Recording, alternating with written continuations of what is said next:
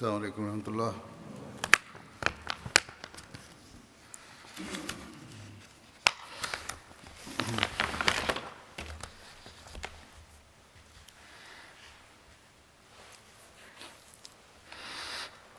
أشهد أن لا إله إلا الله وحده لا شريك له وأشهد أن محمدا عبده ورسوله أما بعد فأعوذ بالله من الشيطان الرجيم بسم الله الرحمن الرحيم الحمد لله رب العالمين الرحمن الرحيم مالك يوم الدين إياك نعبد وإياك نستعين اهدنا الصراط المستقيم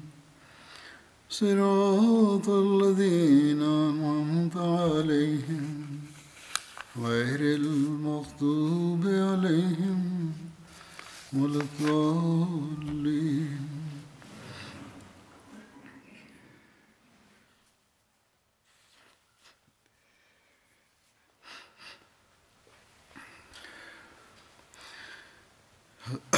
हज़रत अबू बकर सिद्दीक़ रज़ियल्लाहु अन्हु का जिक्र हो रहा था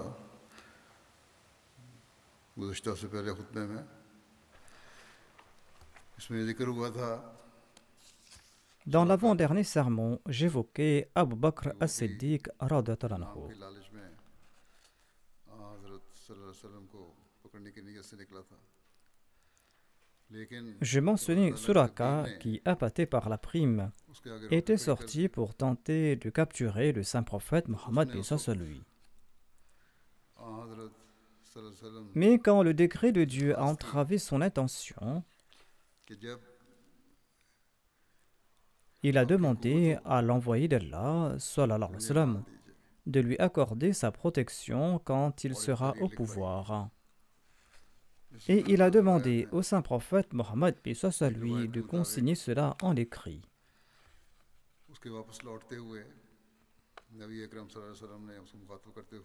Il existe certains récits à ce propos.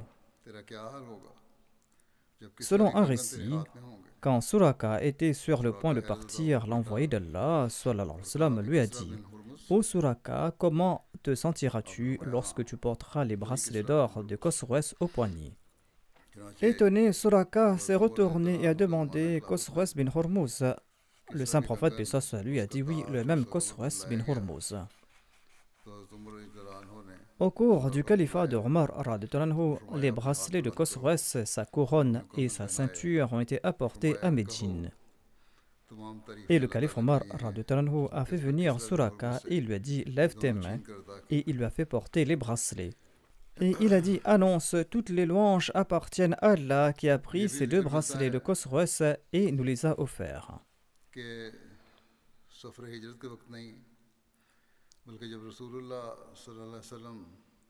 Selon certains récits, cet incident ne s'était pas passé au cours du voyage de l'Hégire. Quand le saint prophète Mohammed lui retournait de Hudayn et de Taïf, Suraka bin Malik avait embrassé l'islam à Jirana.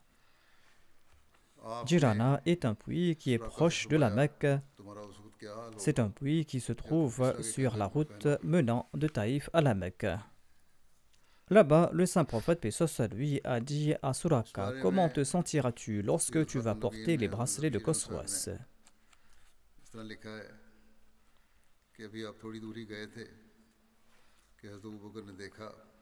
Dans son ouvrage Silatrat al-Munabiyin, Hazrat Mirza Bashir Ahmad Sab a commenté en ces termes sur cet incident. Peu de temps s'était écoulé lorsque Abu Bakr a remarqué qu'un homme courait à leur poursuite. Sur ce, Abu Bakr, tout inquiet, a déclaré: ô messager d'Allah, quelqu'un est en train de nous poursuivre. Le saint prophète, paix soit lui, a répondu: ne t'inquiète pas, Allah est avec nous. Leur poursuivant était Suraka bin Malik. Suraka bin Malik qui a décrit lui-même sa poursuite. Il déclare, quand le saint prophète, paix soit sur lui, a quitté la Mecque, les infidèles parmi les Qurayshites ont annoncé que quiconque ramènera le saint prophète Mohammed, paix soit sur lui, ou Abu Bakr, radiyallahu anhu, mort ou vif, eh bien celui-là recevra telle ou telle prime. Et ils nous ont informés à propos de cette annonce à travers leurs émissaires, dit Suraka. Un jour, j'étais assis dans un rassemblement des Banu Mujlij, les membres de ma tribu, lorsqu'un Qurayshite est venu vers nous et il m'a dit « Je viens de voir des silhouettes sur la côte et je pense qu'il s'agit de Mohammed sallallahu alayhi wa sallam et de ses compagnons. »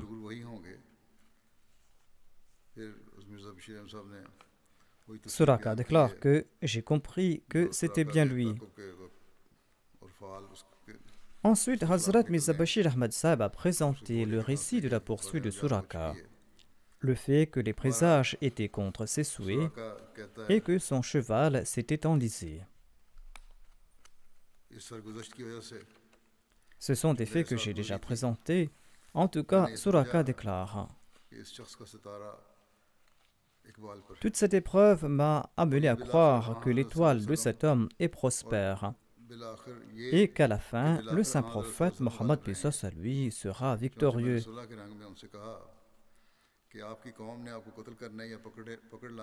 J'ai compris donc qu'à la fin, le saint prophète Mohammed paix soit sur lui va triompher. Et dans un geste de paix, j'ai dit que votre peuple a fixé telle ou telle prime pour votre assassinat ou pour votre capture. Et les gens ont telle et telle intention contre vous. Et je suis également venu avec la même intention, mais maintenant je retourne.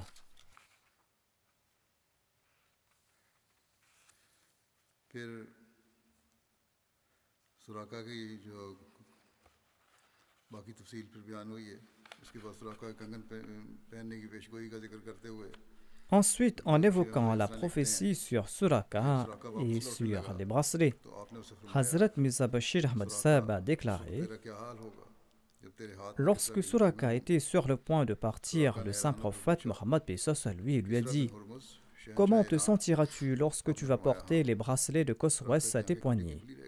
Stupéfait, Suraka a demandé: Khosroès, fils de Hormuz, l'empereur d'Iran. Le saint prophète a répondu oui, et les yeux de Suraka sont restés écarquillés. Imaginez cela, un bédouin du désert d'Arabie et les bracelets de Khosroès, l'empereur de la Perse. Mais voyez le signe de la puissance de Dieu. Lorsque la Perse a été conquise sous le règne de Omar et que le trésor de Khosroès est tombé aux mains des musulmans comme butin de guerre, eh bien les bracelets de Khosroès faisaient partie de ce butin qui a été apporté à Médine. Et le calife Omar a convoqué Suraka, qui était devenu musulman après la chute de la Mecque, et il a mis les bracelets de Khosroès chargés de bijoux précieux à ses poignets.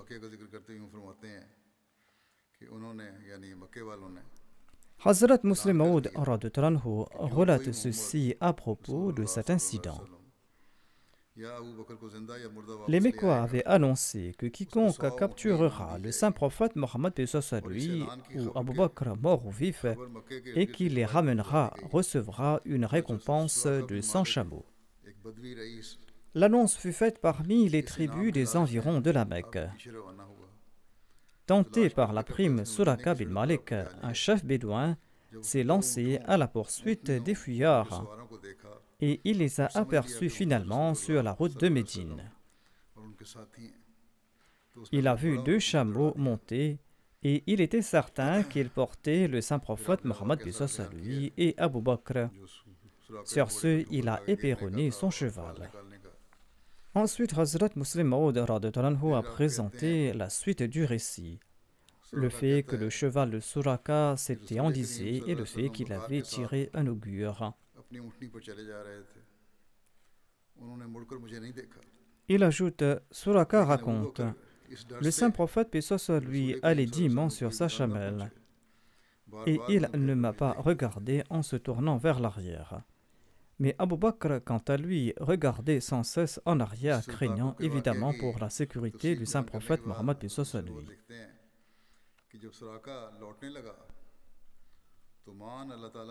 Après avoir présenté les détails de la poursuite, Hazrat Muslim Maud radhiyallahu anhu déclare: quand Suraka s'apprêtait à rentrer, le saint prophète Mohammed lui a reçu une révélation concernant l'avenir de Suraka. Et le saint prophète lui a dit: Suraka, comment te sentiras-tu quand tu auras les bracelets de Khosroès à tes poignets? Étonné de cette prophétie, Suraka a demandé Khosroès bin Hormuz, l'empereur de la Perse. Le saint prophète paix soit sur lui a répondu oui. 16 ou 17 ans plus tard, la prophétie s'est accomplie à la lettre. Suraka a embrassé l'islam et il s'est établi à Médine. Le saint prophète paix soit sur lui est décédé et après lui, Abu Bakr d'abord et ensuite Omar sont devenus ses califes en islam. L'influence grandissante de l'islam a excité la jalousie des Perses au point où ils ont attaqué les musulmans, mais au lieu de battre les musulmans, ils ont été eux-mêmes vaincus. La capitale des Persans est tombée aux mains des musulmans, les musulmans qui ont pris possession des trésors de la Perse. Parmi ces trésors se trouvaient les bracelets d'or que Khosroès portait quand il était sur le trône. Après sa conversion, Suraka, quant à lui, avait coutume de raconter fièrement comment il avait poursuivi le saint prophète Mohammed lui et ce qui s'était passé entre lui et le saint prophète Mohammed lui. Les musulmans savaient que le saint prophète Mohammed lui avait dit à Suraka: ô Suraka, comment te sentiras-tu quand tu auras les bracelets de Khosroès à tes poignets? Quand le butin de guerre a été placé devant le calife Omar, il a vu les bracelets d'or de Khosroès et il s'est souvenu de ce que le saint prophète Mohammed lui avait dit à Suraka. Le saint prophète lui avait dû s'exiler à Médine dans une période de dénuement. Suraka et les autres le poursuivaient afin de le ramener mort ou vif à la Mecque pour recevoir une prime de 100 chameaux. En ces moments difficiles, le saint prophète Mohammed lui avait déclaré: ô Suraka, comment te sentiras-tu lorsque tu vas porter les bracelets de Khosroès à tes poignets? C'était là une très grande prophétie et c'était là un signe de connaissance claire de l'invisible. Quand Omar a vu les bracelets de Khosroès, il a témoigné de la puissance de Dieu. Il a convoqué Suraka et il lui a ordonné d'enfiler les bracelets de Khosroès. Suraka a objecté en disant au calife du prophète: l'islam interdit aux hommes de porter de l'or. Le calife Omar a répondu: c'est vrai, mais l'occasion est exceptionnelle. Cette interdiction ne s'applique pas ici.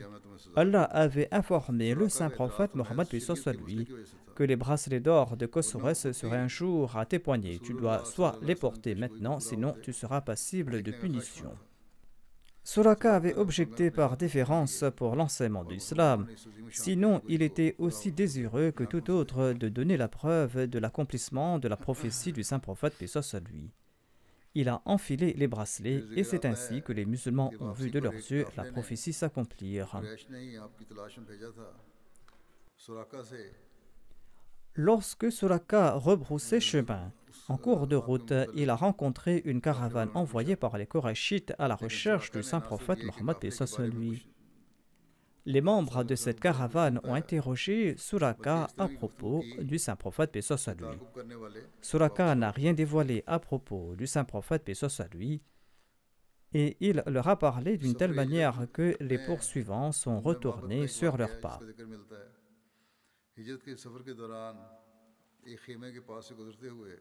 On trouve aussi mention d'un incident au sujet de Marbad lors de ce voyage de l'Hégire. La caravane du saint prophète s'est arrêtée tout près d'une tente lors du voyage de l'Hégire. Il s'agissait de la tente de Marbad, dont le nom d'origine était Atika bint Khalid. Elle appartenait au clan Banu Ka'b de Khuza.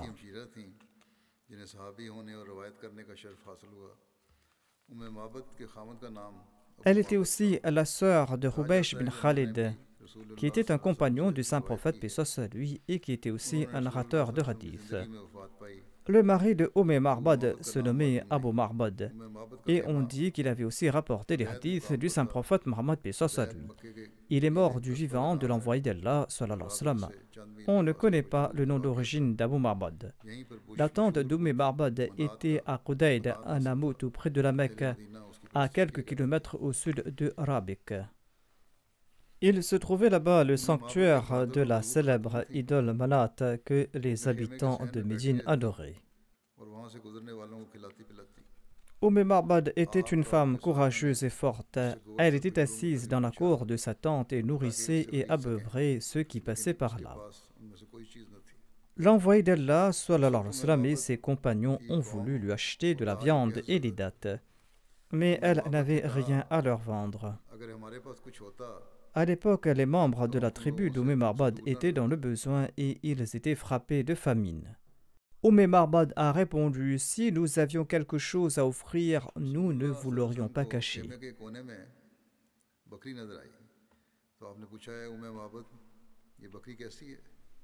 Le saint prophète Mohammed lui a vu une chèvre dans un coin de la tente. Et il a demandé au Marbad comment va cette chèvre. Elle a répondu: elle est si faible qu'elle ne pouvait pas accompagner le troupeau. C'est-à-dire qu'elle n'avait pas la force de sortir avec le troupeau. L'envoyé d'Allah a demandé: donne-t-elle du lait? Elle a répondu: elle est si faible qu'il est impossible qu'elle puisse en donner. L'envoyé d'Allah a demandé de nouveau: me permettez-vous de la traire? Marbad a répondu: si vous pouvez voir du lait en elle, eh bien faites-le. Cela ne me dérange pas. Sur ce, l'envoyé d'Allah, sallallahu alayhi wa sallam, a demandé qu'on lui apporte la chèvre. Il a passé ses mains sur ses pieds et il a pris le nom d'Allah et il a prié pour qu'Allah bénisse la chèvre Marbad. La chèvre s'est tenue à l'aise devant le saint prophète, paix soit sur lui, et elle a donné beaucoup de lait. Et elle a commencé à mâcher. Ensuite, l'envoyé d'Allah a demandé un récipient qui pourrait rassasier toute une assemblée. Et il en a tiré tant de lait que la mousse montait dessus. Et il en a offert à Marbad qui en a bu jusqu'à être rassasié. Ensuite, il en a offert à ses compagnons qui ont bu à leur satiété. Après tout le monde, il a bu de ce lait. Et il a déclaré: celui qui nourrit la nation boit à la fin. Ensuite, il a versé du lait de nouveau dans le récipient jusqu'à le remplir. Et il a laissé le récipient auprès de Marbad. Ensuite, il a acheté cette chèvre et il est parti pour le voyage.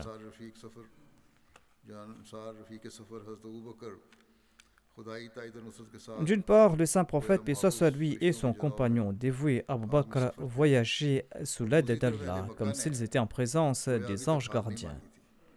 Et d'autre part, les habitants de la Mecque n'avaient pas encore baissé les bras.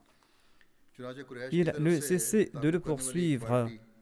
Et un groupe de Korachites s'était mis à la recherche du saint prophète Mohammed, paix soit sur lui.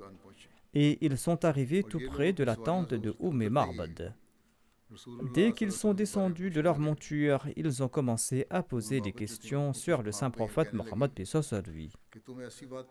Marbad a eu un pressentiment et elle a répondu: vous me demandez à propos de quelque chose que je n'ai jamais entendu et je ne comprends pas non plus ce que vous souhaitez.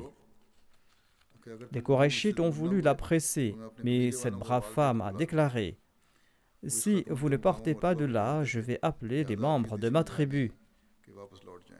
Les Korachites connaissaient le statut de cette femme. C'est pour cette raison qu'ils ont préféré rebrousser chemin.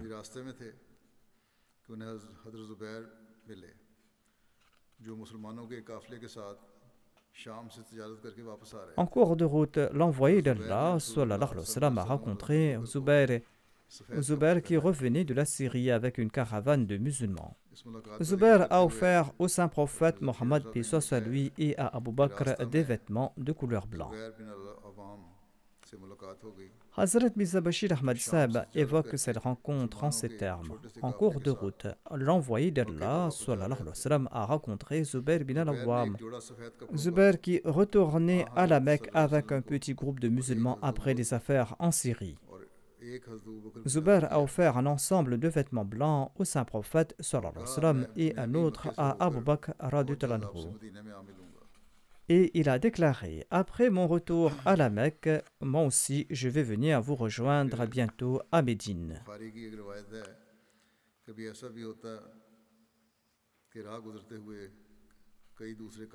Selon un récit d'Al-Bukhari, de nombreuses caravanes passaient par là et leurs membres avaient vu Abu Bakr radhiyallahu anhu au même endroit en raison de ses fréquents voyages d'affaires.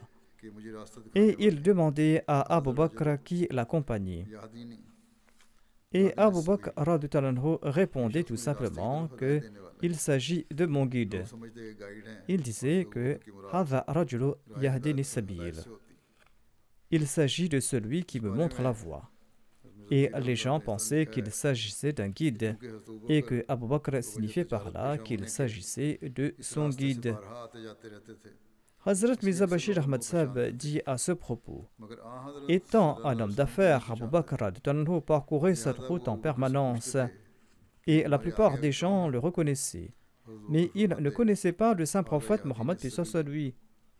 De ce fait, il demandait à Abu Bakr: qui est celui qui marche devant toi? Abu Bakr répondait: Hadha yahdini sabil. Il s'agit de mon guide. Et il pensait qu'il s'agissait d'un guide engagé par Abu Bakr pour le guider dans son voyage. Mais Abu Bakr radhiyallahu anhu sous-entendait autre chose par ses propos. Voici le reste du récit jusqu'à la destination. Après avoir voyagé pendant 8 jours avec l'aide de Dieu, l'envoyé d'Allah sallallahu alayhi wa sallam a finalement atteint Quba lundi par la route menant à Médine. Selon les hadiths, il était né un lundi et il a quitté la Mecque un lundi et il est arrivé à Médine un lundi et il est mort un lundi. Quba était le nom d'un puits qui a donné ce nom à ce hameau où vivaient les membres des Banu Amr bin Auf, une des tribus des Ansar. Ce village était à une distance d'un peu plus de 3 km de Médine. Selon certains, ce village était situé à environ 4,8 km de Médine. Ce village était aussi connu sous le nom d'Alia. Les musulmans de Médine avaient entendu parler du départ de l'envoyé d'Allah sallallahu alayhi wa sallam de la Mecque.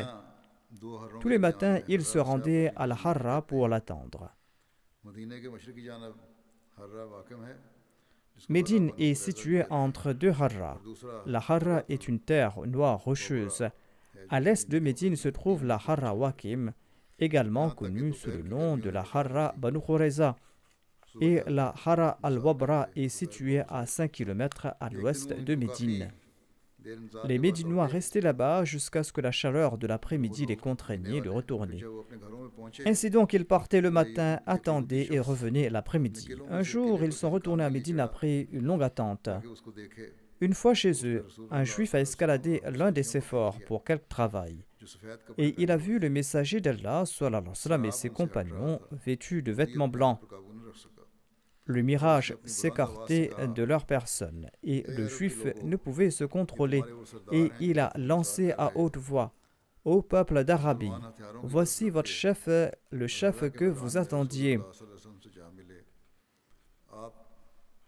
Les musulmans ont pris leurs armes et ils sont partis à la rencontre du saint prophète Mohammed p.s.a. lui sur la plaine de Harra.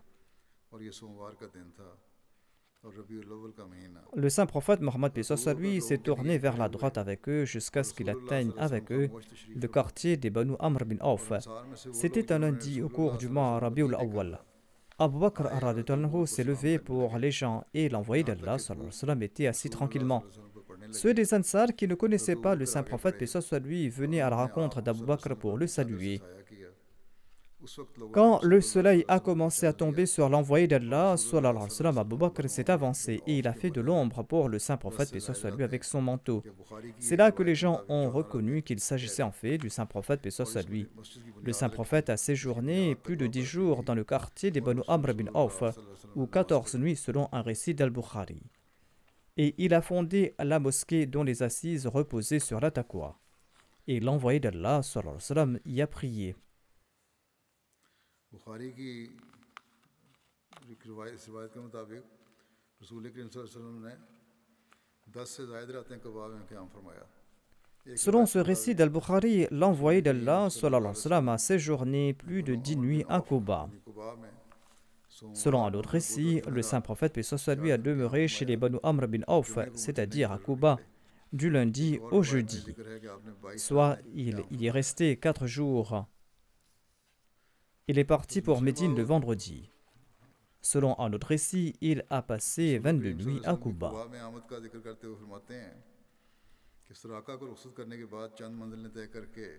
Hazrat Muslim Maud évoque en ces termes l'arrivée du saint prophète paix soit sur lui à Quba. Quand le saint prophète paix soit sur lui a renvoyé Suraka, il a continué son chemin et il est entré à Médine. Les gens de Médine l'attendaient avec impatience. Jamais jour plus propice ne s'était levé pour ces gens, car le soleil qui était apparu pour la Mecque était venu briller sur Médine. La nouvelle du départ du saint prophète paix soit sur lui de la Mecque était parvenue aux habitants de Médine et tous attendaient son arrivée. Et certains des Médinois ont fait plusieurs kilomètres pour aller au-devant de lui. Parti le matin, il rentrait le soir déçu. Lorsque le saint prophète paix soit sur lui est arrivé enfin à Médine, eh bien, il a décidé de s'arrêter quelque temps à Quba, qui est un village voisin. Un juif avait vu les 2 chameaux et il a conclu qu'il portait le saint prophète Mohammed paix soit sur lui et ses compagnons.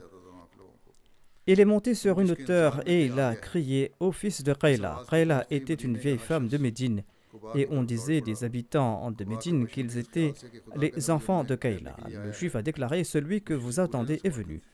Tous ceux qui ont entendu le juif ont couru vers Quba et les villageois de Quba étaient enthousiasmés par l'arrivée du saint prophète Mohammed paix soit sur lui. L'extrême simplicité du saint prophète Mohammed paix soit sur lui est illustrée par un incident qui a eu lieu à Quba. La plupart des gens de Médine n'avaient jamais vu le saint prophète paix soit sur lui. Il était assis sous un arbre à l'extérieur de Quba et les gens accouraient vers lui de Médine. Étant donné sa grande simplicité, beaucoup d'entre eux ont pris Abu Bakr pour le prophète d'Allah. En effet, bien qu'Abu Bakr était plus jeune, il avait la barbe plus grise que le saint prophète paix soit sur lui et il était mieux habillé que l'envoyé d'Allah sallallahu alayhi wa sallam. Ainsi donc, dans leur méprise, ces gens se tournaient vers Abu Bakr avec grand respect, croyant qu'il était le prophète d'Allah. Lorsque Abu Bakr s'est rendu compte de leur méprise, il s'est levé rapidement, il a pris son manteau et il a suspendu face au soleil. Et il a déclaré au prophète d'Allah: vous êtes au soleil, je vous fais de l'ombre. Ainsi, avec tact, il a fait comprendre aux gens leur erreur.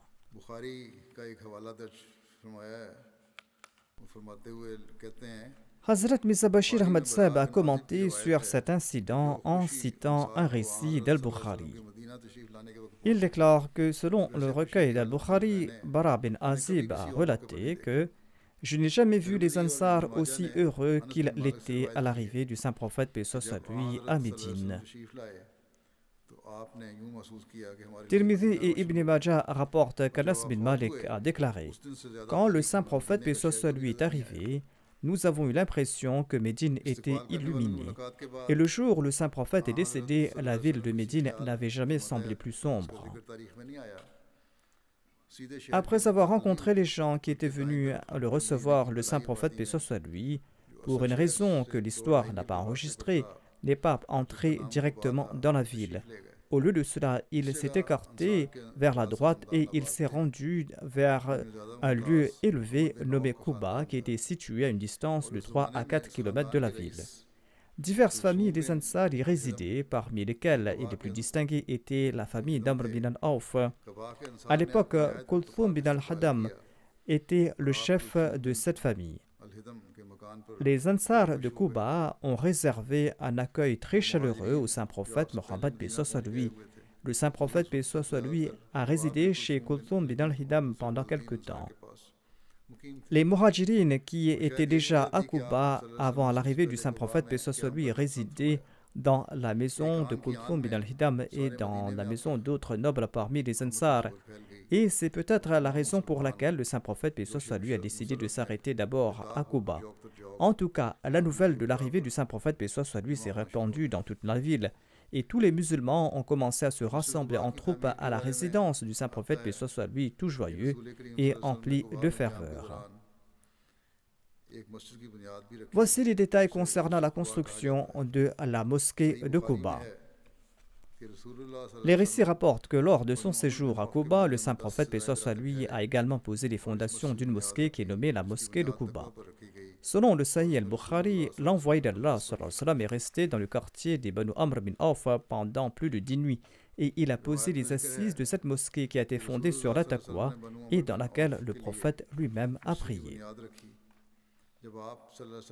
Selon les récits, l'envoyé d'Allah a posé les fondations d'une mosquée pour les Banu Amr bin Auf.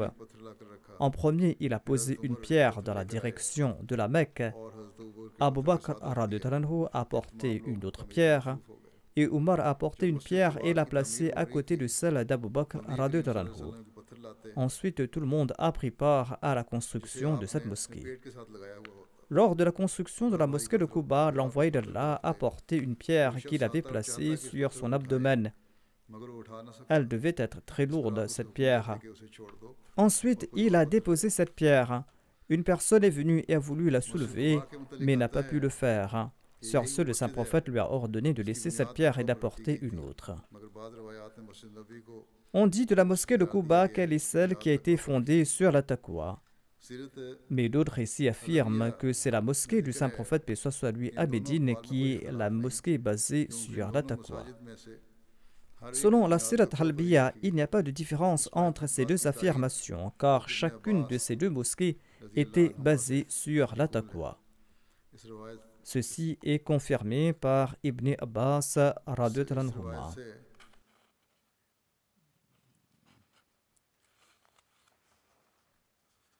रिवायत के मुताबिक उनकी राय थी कि मदीना की तमाम मसाजिद जिसमें कुबा की मस्जिद भी शामिल है उनकी उसकी बुनियाद तकवा पर रखी गई है। Selon ce récit, Ibn Abbas était d'avis que toutes les mosquées de Médine, y compris la mosquée de Quba, sont basées sur la taqwa. Mais la mosquée à propos de laquelle ce verset a été révélé est la mosquée de Quba. Après avoir séjourné 10 ou 14 jours, l'envoyé d'Allah a quitté Quba pour Médine le vendredi. En cours de route, ils sont arrivés dans les quartiers des Banu Salim bin Auf au moment de la prière du vendredi. Le saint prophète, paix soit lui, ainsi que les musulmans ont accompli la prière du vendredi dans la mosquée de la vallée de Ranouna, et leur nombre était d'une centaine. La vallée de Ranouna était située au sud de Médine. Dès lors qu'il avait accompli la prière du vendredi dans cette mosquée, celle-ci était connue sous le nom de la mosquée de Juma.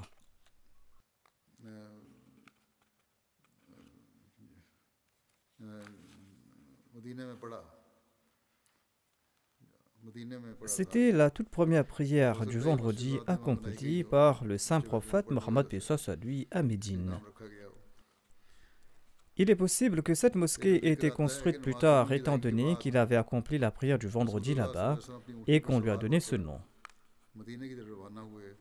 Après les prières du vendredi, l'envoyé d'Allah est monté sur sa chamelle et il est parti dans la direction de Médine. Abu Bakr était assis derrière lui.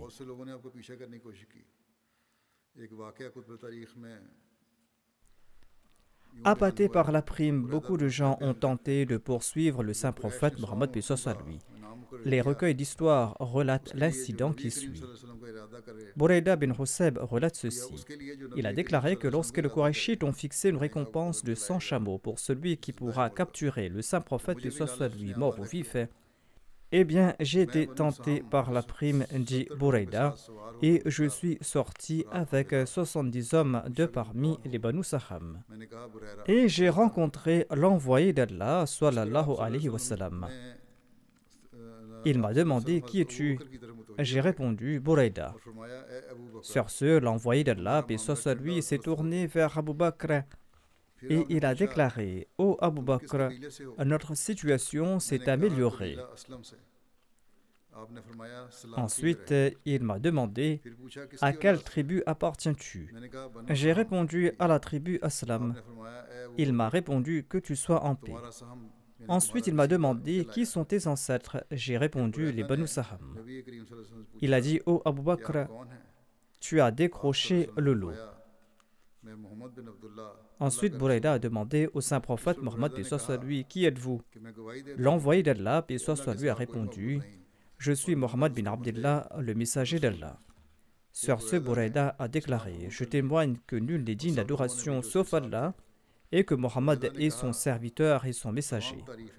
Ensuite, Bouraïda a embrassé l'islam ainsi que tous ceux qui étaient avec lui.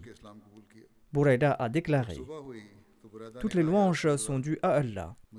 Les Banu Saham ont accepté l'islam de leur plein gré et sans aucune contrainte. Le matin, Bouraïda a déclaré au messager d'Allah: vous devez entrer à Médine avec un drapeau. Il a enlevé son turban et il l'a attaché à sa lance et il a marché devant l'envoyé d'Allah jusqu'à ce que les musulmans entrent à Médine.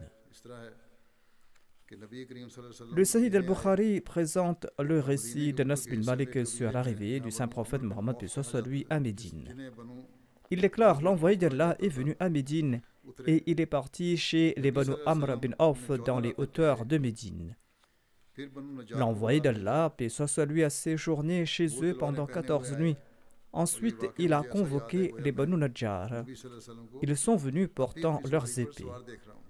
Anas bin Malik déclare: je me souviens de cet incident comme si je voyais à présent l'envoyé d'Allah, paix soit lui, chevauchant sa monture. Abu Bakr était monté derrière lui. Le groupe des Banu Najjar était autour de lui. En fin de compte, l'envoyé d'Allah, paix soit lui, a campé dans la cour d'Abu Ayyub.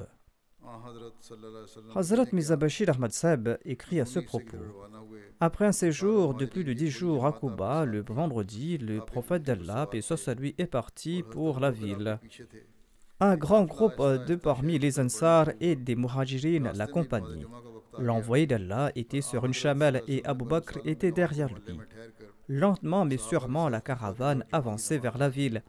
L'heure de la prière du vendredi est arrivée en cours de route et le prophète de Dieu s'est arrêté dans le voisinage des Banu Salim bin Auf. Il a prononcé le sermon et ses compagnons ont prié derrière lui. Les historiens disent que bien que la prière du vendredi était déjà en vogue, c'était la première prière du vendredi que l'envoyé d'Allah avait dirigée en personne. Par la suite, le service de la prière du vendredi a commencé officiellement. L'on déduit de cela que la mosquée d'Al-Juma a été bâtie plus tard. Après les prières du vendredi, la caravane a avancé. Lorsque le saint prophète passait devant les maisons des musulmans, ces derniers, dans leur hameau, disaient: ô messager d'Allah, voici nos biens, voici nos vies, voici nos maisons, nous sommes à votre service, nous avons les moyens d'assurer votre protection. Veuillez rester avec nous. Le saint prophète priait pour ces musulmans et il se dirigeait lentement vers la ville. Dans leur joie, les femmes et les filles musulmanes montaient sur les toits de leur maison et elles chantaient.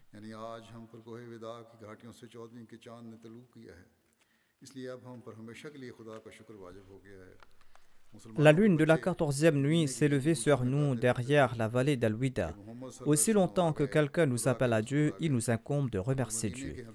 Les enfants musulmans couraient dans les rues et les ruelles de Médine en chantant: Mohammed, paix soit lui, est arrivé, le messager d'Allah est arrivé. Pour exprimer leur joie, les esclaves abyssiniens de Médine donnaient du spectacle avec leurs épées. Quand l'envoyé d'Allah, paix soit lui, est entré dans la ville, chaque individu désirait que l'envoyé d'Allah, paix soit lui, séjourne chez lui. Et chacun s'avançait pour offrir ses services. L'envoyé d'Allah, paix soit lui, répondait avec amour à chacun d'entre eux et avançait jusqu'à ce que sa chamelle atteigne le quartier des Banu Najjar. Les habitants des Banu Najjar s'y tenaient en rang avec leurs armes pour accueillir l'envoyé d'Allah. Et les filles de cette tribu récitaient le couplet suivant en battant du tambour. Elles disaient: nous sommes des filles des Banu Najjar, quelle chance avons-nous que Mohammed soit venu séjourner chez nous.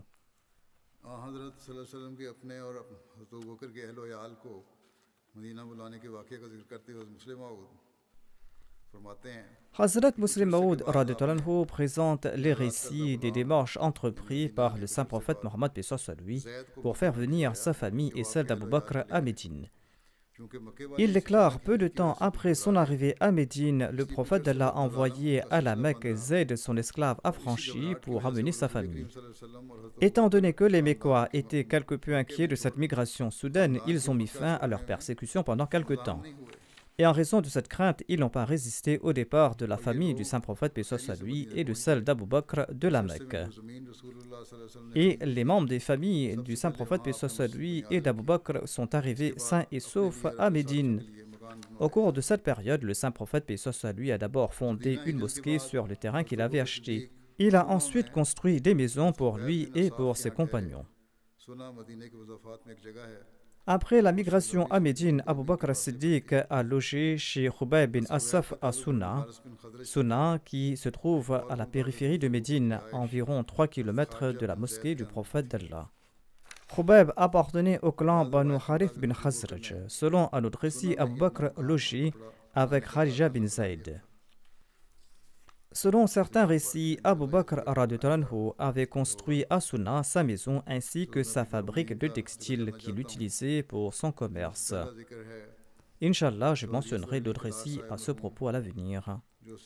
À présent, je voudrais mentionner quelques personnes qui sont décédées récemment. Le premier défunt se nomme Chaudhry Asghar Ali Kalar Saheb, qui était prisonnier dans la voie d'Allah. Il était le fils de Mohammad Sharif Kalar de Bahawalpur.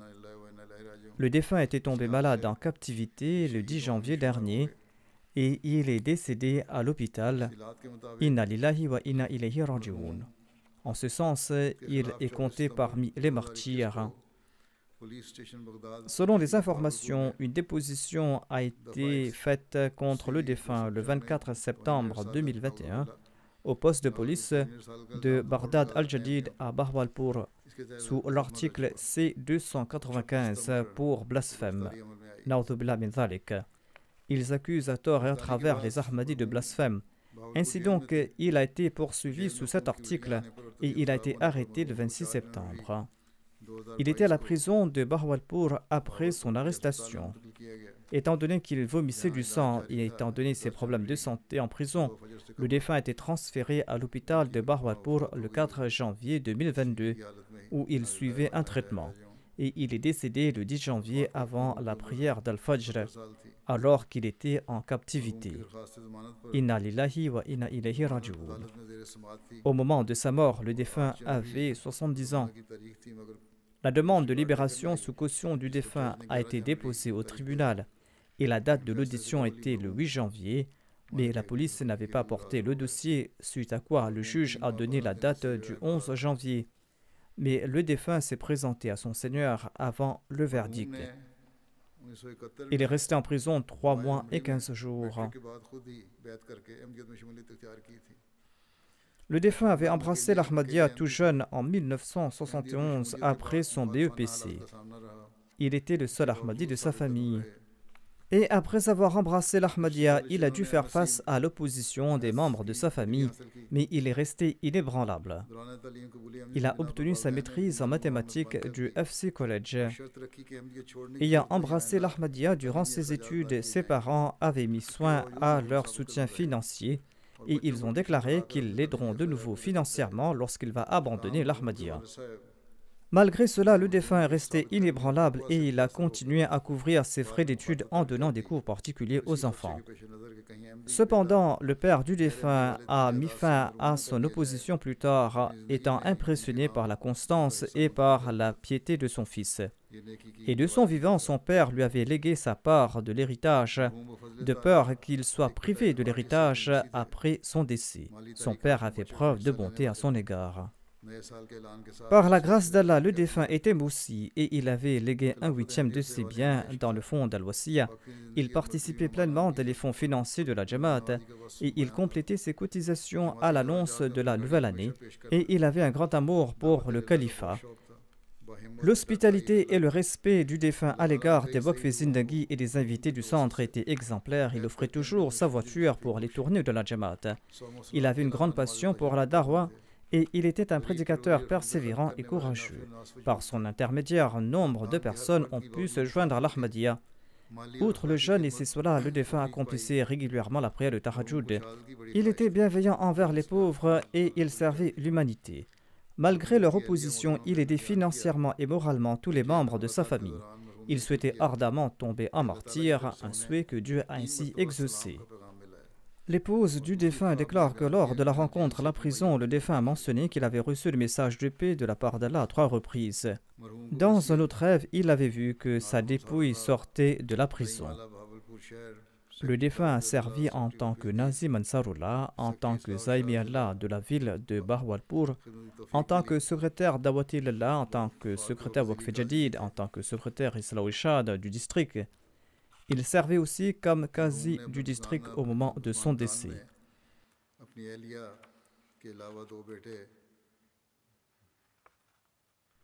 Le défunt laisse derrière lui son épouse et 2 fils.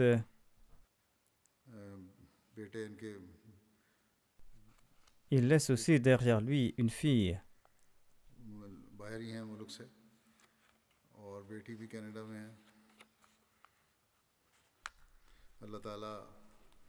Ses enfants sont à l'étranger et sa fille est au Canada. Qu'Allah lui accorde son pardon et sa miséricorde, et qu'Allah élève son rang, et qu'il accorde patience aux membres de sa famille, et qu'il leur permette de suivre ses pas. Priez aussi pour la libération des autres prisonniers. Le deuxième défunt se nomme Mirza Mumtaz Ahmad Saheb, qui servait au sein de la Wakalat Oulia de Rabwa. Il est décédé à l'âge de 85 ans. Inna lillahi wa inna ilayhi raji'un. Par la grâce d'Allah, il était membre du système d'Al-Wasiya. L'Ahmadiyya a été introduit au sein de sa famille par l'intermédiaire de son père, le capitaine Dr Sher Mohammad Ali, qui avait fait la Bayra en 1923. En avril 1964, Mirza Mumtaz Saheb a commencé à servir au sein du bureau Amanat de la Tahrik Jadid en tant que Muharrar. Et il a servi à ce poste jusqu'à son décès, soit pendant 58 ans. Il avait épousé la fille de Chaudhry Muzaffarddin Bengali, qui se prénommait Majda Begum Sahiba. Allah lui a accordé 2 fils et une fille de ce mariage. Khalid Mansour, son petit-fils, écrit « Notre grand-père nous enjoignait toujours d'être attachés à la Jamaat. Et il expliquait toujours l'importance de la prière en congrégation.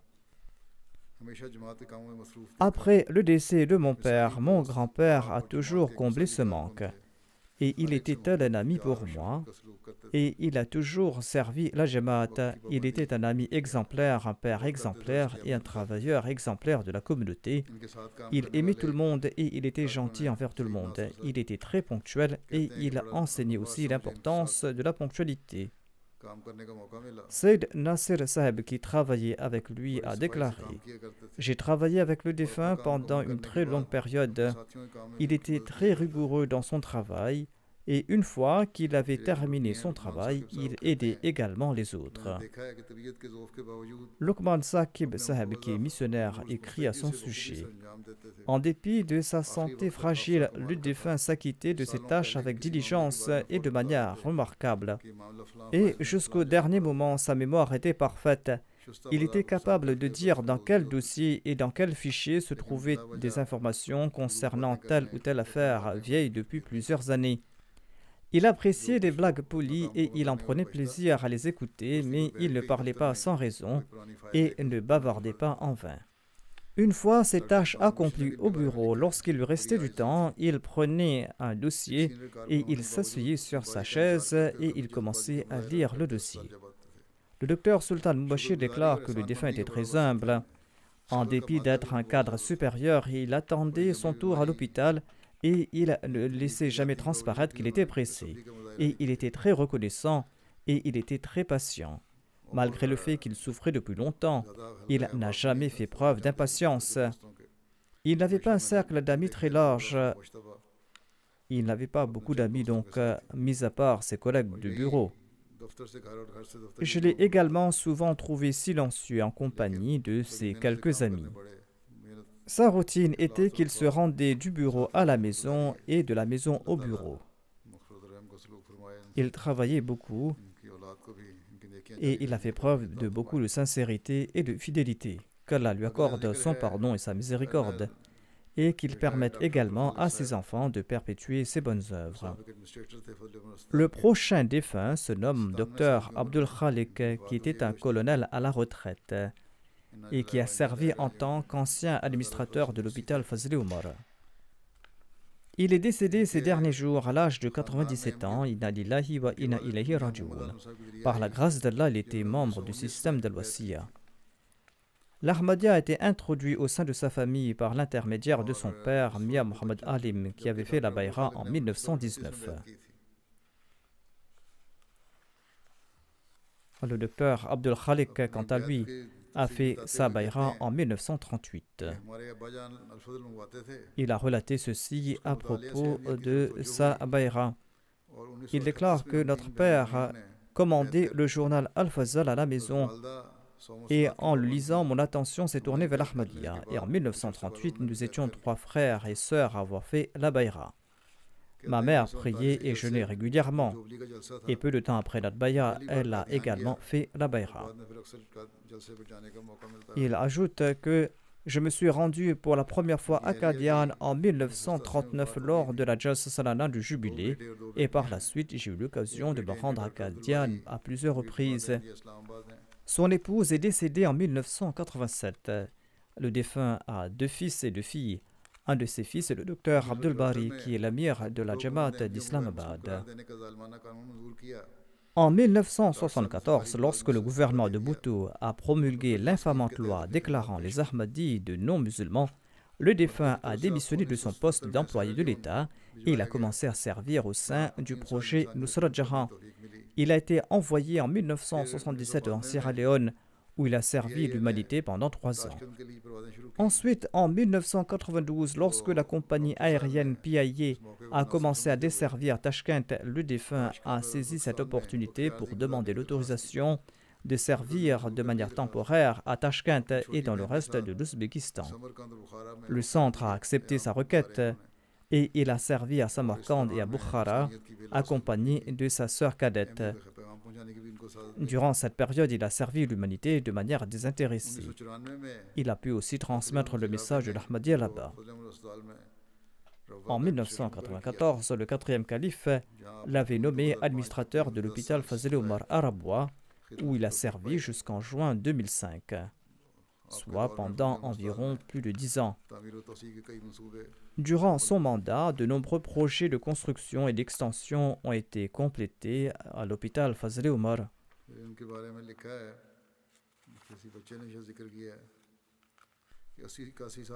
Un de ses enfants a écrit à son sujet qu'en dépit du fait qu'il avait 80 ou 81 ans, son enthousiasme pour servir à la communauté était toujours très jeune, mais il avait compris qu'il était devenu vieux.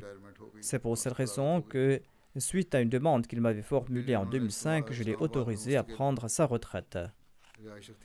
Et il s'est installé définitivement à Islamabad. Et à Islamabad, il servait en tant que qadi. Le docteur Abdul Bari, son fils aîné, déclare: le défunt était toujours soucieux de l'éducation religieuse et morale de ses enfants. Il passait son temps matin et soir à réciter le Saint-Coran. C'était son occupation préférée. Et pour les affaires importantes, il prenait toutes ses décisions en se basant sur le Saint-Coran. Le docteur Muzaffar Ali Nasser, son beau-fils, qui sert en tant que naïb amir du district de Wakent, a déclaré qu'il n'avait jamais vu une autre personne réciter autant le Saint-Coran durant toute la journée. Il avait un grand amour pour le Saint-Coran. Lorsqu'il est sorti d'une hospitalisation, l'équipe était très triste et disait « Qui va nous faire écouter le Saint-Coran à présent ?» Sa régularité dans la prière de Tahajjud en hiver et en été était exemplaire pour nous. Il avait un grand amour pour la Jamaat et pour le califat.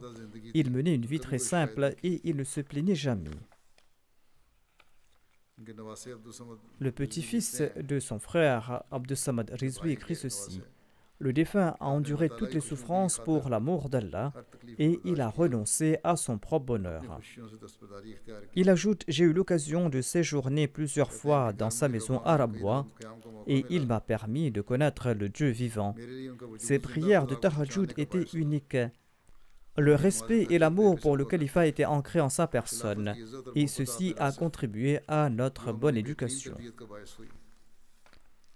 Le docteur Abdul Khalik Saheb de l'hôpital Fazl Omar écrit ceci: le défunt faisait preuve de gentillesse à l'égard des jeunes médecins de l'hôpital Fazl Omar et il enjoignait aux médecins seniors à accorder une attention particulière à la formation des jeunes médecins. Il supervisait et protégeait de manière très honnête les biens de l'hôpital et il aidait les pauvres et les nécessiteux avec son propre argent. Le docteur Mohammad Ahmad Ashraf écrit ceci: le défunt était très tolérant, il avait une nature très douce et il était très patient. Et il était très bienveillant, il était taciturne, mais d'un point de vue administratif, il faisait preuve d'une grande vigilance à l'égard de tous les points, même mineurs, et il faisait respecter les principes. Il exhortait aussi d'autres médecins à venir servir de manière temporaire à l'hôpital Fazl Omar. Il encourageait son beau-fils ainsi que ses fils à venir servir au sein de cet hôpital.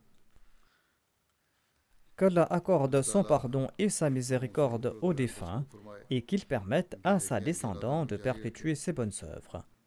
Je dirigerai les prières funéraires des défunts après la prière de Jumu'ah.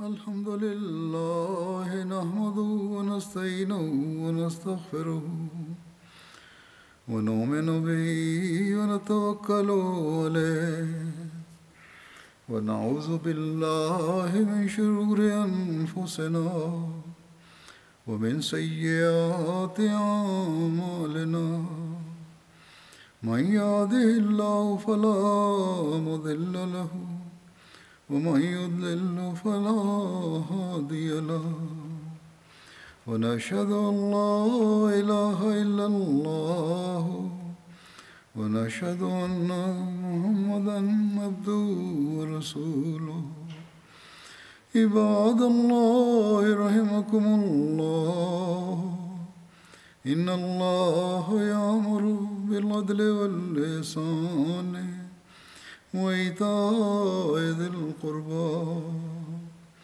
وينهى عن الفحشاء والمنكر والبغي يعظكم لعلكم تذكرون اذكروا الله يذكركم وادعوه يستجب لكم ولذكر الله أكبر